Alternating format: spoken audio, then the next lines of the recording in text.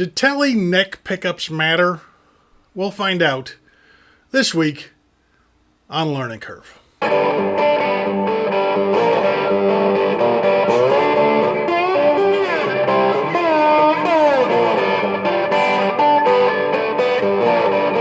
Hi, I'm Spencer Thomas. Thanks for watching Learning Curve. If you're new to the channel, I hope you take a second, like, share, and subscribe. That would be awesome.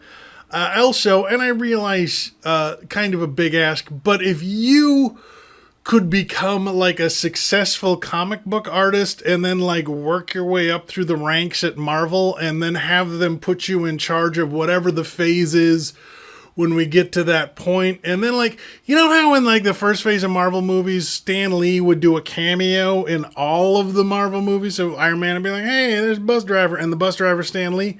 If you could do something like that, but it would be like every time like they need a hero, you know, like Black Widow's just like hanging out at her apartment waiting for a crime to happen, and then they call her and she's like, okay, I'll come help you, but I'm watching Learning Curve, so I'm just going to pause it, save the world, then come back and watch the rest of this episode of Learning Curve. Boy, that would help me immensely. Thank you so much. That would be really great. I appreciate it. So I was poking around the YouTubes, and I found a video that said basically that pickups don't really matter anymore because, and it's not that the guy doesn't have a valid point, he totally does. And his argument was that because of the advances we've made in amps and pedals and tone shaping, with whatever pickup you've got, you'll be able to alter the sound to get to where you want it to be, right? If it's too bassy, you can adjust the treble, etc., etc., etc. And yes, but now here's the thing. I play mostly clean or cleanish, and when I'm doing a live performance, I can't fiddle with anything. We have to find one bass setting, and then each of the pickups have to interact with that setting differently. Now, arguably, I could buy different tone shaping pedals on my board and have them be for each pedal, but let's pretend I don't have limitless funds.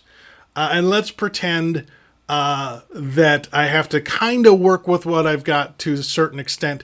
And also, like I said, this guy is, I believe, doing primarily metal, which is heavily distorted, which I think changes the math a little bit. But for the point of this video, what I'm saying is I've never taken my pickups and done a head-to-head to see how different they really are. You know what I mean? I've never just sat down one day and swapped them out and recorded under the exact same volume, the exact same pedals, the exact same everything to see really how much difference it is and what's real and what are you just like, oh, this is new, so I think it sounds good. Now, I've had this Harley Benton TE 30 for a couple of years now, and it's a wonderful guitar.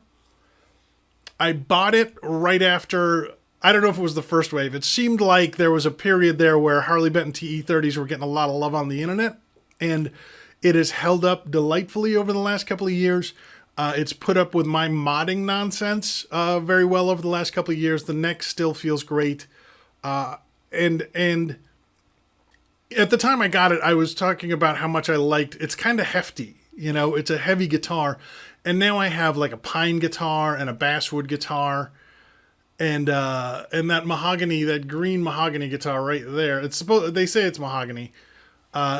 All super, super light guitars. And I do appreciate the lightness of the guitar, but boy, there's something about having a guitar with a little bit of heft to it that just makes it feel really legit. You know what I mean? The TE30 came with a stock neck pickup that is somewhere in my home. I do not know where it is. We moved from when I got that to now, and I've made an effort to become more organized, but it's just not as organized as it should be. Anyway, so shortly after I bought the TE30, I bought a Tele neck pickup with fat pole pieces. They're 1/4-inch pole pieces. I got it from Guitar Madness on eBay. But I'd been reading about different people putting Strat neck pickups in Teles. Like Prince did it. There's a couple other people that do it. And I thought it would give me a more like Stevie Ray Vaughan-ish, Jimi Hendrixy neck tone, which I really like.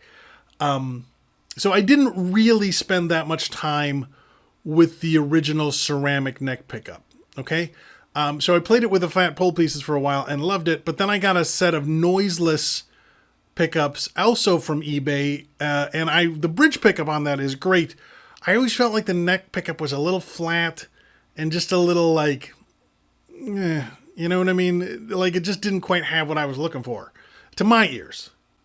Now I realize the Tele neck pickup is not everybody's favorite pickup. It is. A lot of people think it's like, I've heard people say just like, it's useless. We hate it. It has no function. I never use it. Even like lifelong Tele players are like, I only do the middle position. That's the only thing that's got any value to me.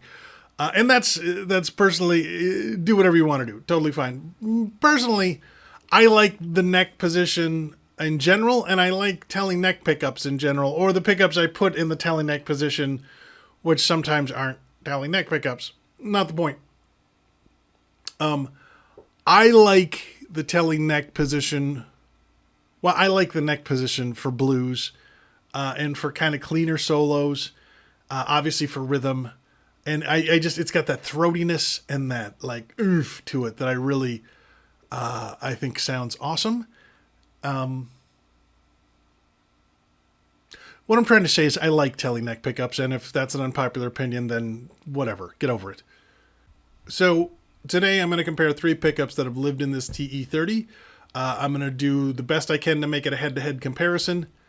The first is a stock pickup. It's not the original pickup. This was in a StewMac kit. It was in that guitar. And I'd never put it in that guitar, so I'm putting it in this guitar. I do not know the origins of it, but the multimeter says the resistance is 4.54. The black bar across the bottom says that it's ceramic. I got it from StewMac. Up next, this is a Giovanni noiseless Tele pickup. I also got it on eBay from a place called Guitar Madness that I like their inexpensive pickups. The web says it's got an 11K resistance. The multimeter says it's got an 11.35, so this guy is pretty hot. It's got Alnico 5 magnets. The reason I put this pickup in my guitar was because it went with the noiseless bridge pickup, which I still really like. But honestly, as soon as I put it in the guitar, I was like, not as much. Finally, we're going to do the Artec ceramic Telecaster neck pickup with 1/4-inch pole pieces. It's got a 7.8K resistance. Multimeter, the web says it has a 7.8K resistance. The multimeter says 8.2. This is the pickup I got to replace the stock pickup. So I wanted this because I wanted to get that kind of Hendrixy Stevie Ray Vaughan neck tone, and I think it delivers on that relatively well for the price. I should also point out, these are all really inexpensive pickups. The set of noiseless was like $50, which is pretty cheap. So like I said, none of these pickups are expensive. They're all different too. They all have, there's 2 ceramics in here, but one of the ceramics pickups has a much higher output than the other. The noiseless obviously has Alnico 5 pickups. Fender uses a mix of Alnico magnets, and I did not find the output of their neck pickup. That information I'm sure is easily available. I just gave it kind of a quick glance. These pickups are different enough that hopefully there'll be enough contrast that you can see kind of the difference in what you're getting, what it means. So like I said, I tried to make sure everything stayed the same. I tried to make sure all the levels on all the pedals, all the levels on the amp were the same. The level on the recording device was the same. I'm sure it's not perfect. I'm sure some of the great minds of the internet will be able to find flaws with my process. But if you don't like my science, you can revoke my grant. Okay, let's hear what happened.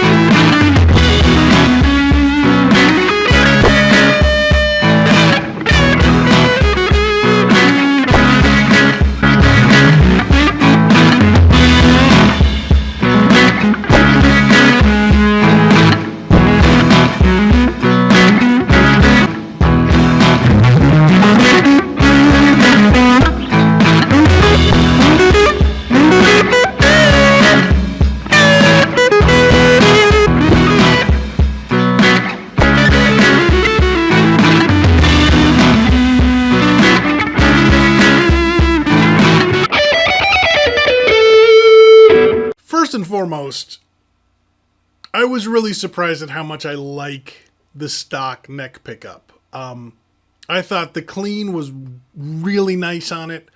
I think it cleans up really gradually. I think if you want to hang on to more clean over the course, as you add gain to it, I think that's the route to go. I thought it did a really nice job. Now, I think I said earlier I'm going to leave the bridge pickup, the noiseless bridge pickup in. I think I'm happy with it.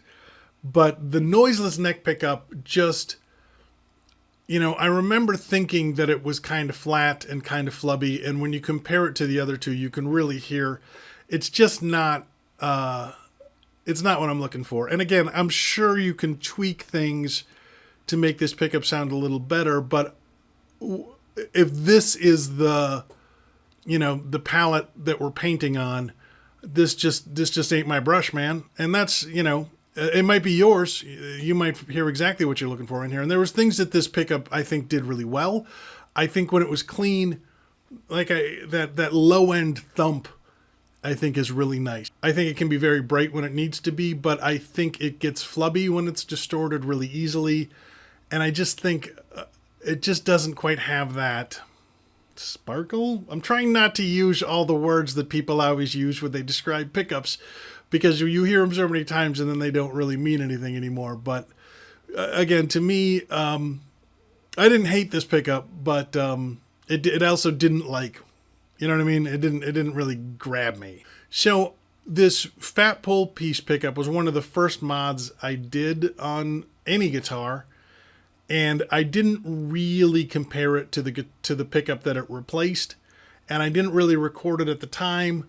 And since it has been swapped out, I've been like, I need to put that pickup back in. But I was a little worried that I just have a fond memory of it because it was new and because I wanted to like it. So I'm really happy to say that putting it back in, it sounds exactly the way I thought it sounded. It's staying in. I think it sounds great, and it does what I'm looking for. If it was a choice, if it wasn't that one, I would definitely go back and put in the stock StewMac pickup. I think that really low output, there's definitely a place for that in your arsenal, and I think it sounded good. So there.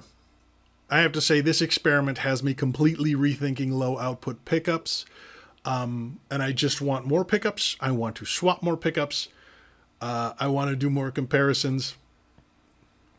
I was really enjoying, the head-to-head, I didn't think there was going to be much difference when you run it through a fuzz pedal. I thought it was just going to sound like the fuzz pedal, and the pickup would be just kind of caught up in the fuzz, but I heard quite a difference. Now, I'm also worried that once this all gets rendered and shot out into the internet, you're not going to hear any of this stuff. Hopefully this will help you just figure out what kind of pickups you like, what different values mean. I wish I had more pickups to show you more stuff in the future. Maybe that will happen, but this is where we're at right now. Okay, so that was that experiment. There might be more of these coming down the pipe. We'll just see what happens. But my name is Spencer Thomas. I want to thank you for watching Learning Curve. Try to be nice to each other. We'll see you next week.